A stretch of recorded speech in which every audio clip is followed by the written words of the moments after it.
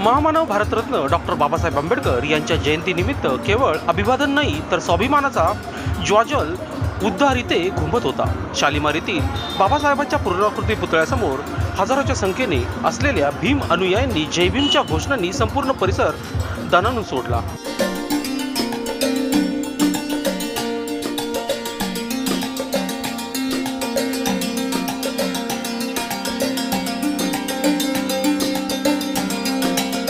हा केवळ उत्सव नव्हता, हा अन्यायाविरोधातील इशारा होता। समानतेच्या लढ्याची पुन्हा एकदा घेतलेली शपथ होती।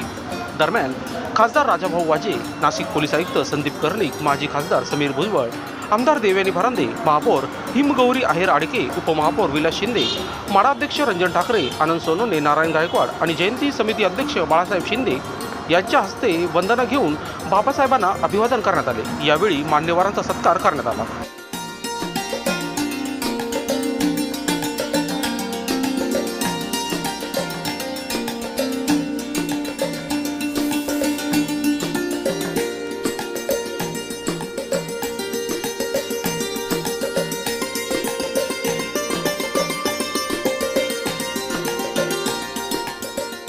मात्र खरी ताकद होती ती जनतेची।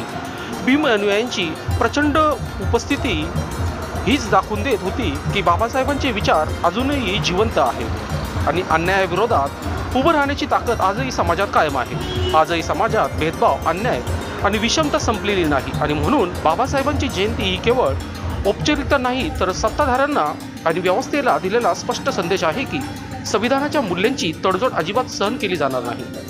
शालिमारमधील हा कार्यक्रम म्हणजे एक थिणगी नव्हे तर पेटलेली मशाल होती। ही अन्यायाविरोधात लढण्याची प्रेरणा देत राहील।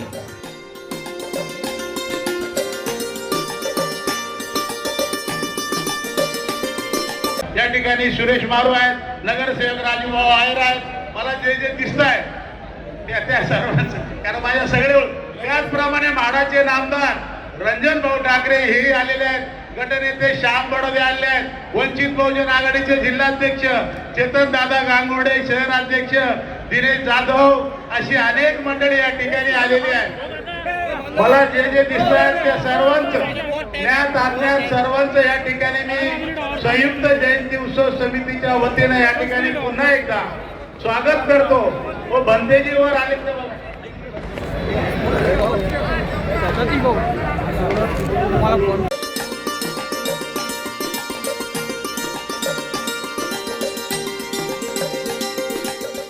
लोकशास्त्र न्यूजसाठी बंटी आडाव, नाशिक।